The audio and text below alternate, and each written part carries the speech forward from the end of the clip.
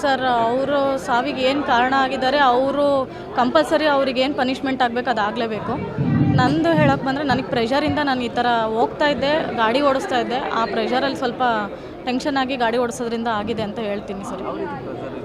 Sir ನಮಗೆ meeting every day meeting ಇರುತ್ತೆ, review meeting ಇರುತ್ತೆ, ಮಾಡ್ತೀವಿ ನಾವು, ಇಲ್ಲ ಅಂತಲ್ಲ. ನಮಗೂ ರೆಸ್ಪಾನ್ಸಿಬಿಲಿಟೀಸ್ ಇದೆ, ನಾವು ಸರ್ಕಲ್ಗೆ ಓದೇ ಹೋಗ್ತೀವಿ, ಮಾಡೇ ಮಾಡ್ತೀವಿ.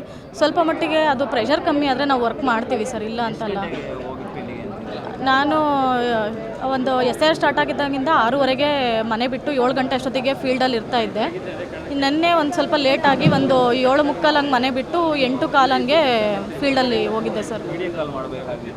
ಹೌದು ಹೌದು ಹೌದು. ವಿಡಿಯೋ ಕಾಲ್ ಅಂತ ಅಂದರೆ ಅದು ಗ್ರೂಪಲ್ಲಿ ಎಲ್ಲರೂ ವಿಡಿಯೋ ಕಾಲು, ನಮ್ಮ ಸಿಂಗಲ್ ಇಂಡಿವಿಜುವಲ್ ಅಂತ ಹೇಳಲ್ಲ ನಾನು. ಗ್ರೂಪಲ್ಲಿ ಎಲ್ರಿಗೂ ವಿಡಿಯೋ ಕಾಲ್ ಬರ್ತಾ ಇತ್ತು, ಅಟೆಂಡ್ ಮಾಡಿ ತೋರಿಸ್ಬೇಕಾಗಿತ್ತು ನಾವು ಎಲ್ಲಿದ್ದೀವಿ, ಫೀಲ್ಡಲ್ಲಿ ಇದ್ದೀವಾ, ಎನ್ಯುಮರೇಷನ್ ಫಾರ್ಮ್ಸ್ನ ನಾವು ಕೊಡ್ತಾ ಇದ್ದೀವಾ, BLO ಜೊತೆ ಇದ್ದೀವಾ ಅಂತ ನಾವು ತೋರಿಸ್ಬೇಕಾಗಿತ್ತು. ಇಲ್ಲ, ಟಾರ್ಗೆಟು ಸರ್ ಇಷ್ಟು ದಿನಕ್ಕೆ ಮುಗಿಲೇಬೇಕು ಅಂತ ಒಂದು ಕೊಡ್ತಾ ಇದ್ರಲ್ವ. ಒತ್ತಡ ಅಂದರೆ ಎಲ್ರಿಗೂ ನಾರ್ಮಲಾಗಿ ಇಷ್ಟು ಗಂಟೆಗೆ ಹೋಗಬೇಕು, GPS ಫೋಟೋ ಹಾಕಬೇಕು, ವಿಡಿಯೋ ಇದು ಮಾಡಿ ಅಂತ ಹೇಳಿ ಕೊಡ್ತಾರೆ ಸರ್. ದಿನಕ್ಕೆ ಒಂದು ಫಸ್ಟ್ ಡೇ 50 ಎಬೋವ್ ತೋರಿಸಿದ್ರು, ಅದಾದಮೇಲೆ 150-200 ಅಂತ ಹೇಳಕ್ಕೆ ಸ್ಟಾರ್ಟ್ ಮಾಡಿದ್ರು sir.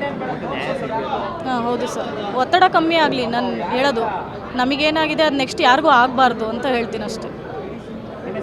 Yashasvini sir, Tiptur taluk Hunasaghatta circle.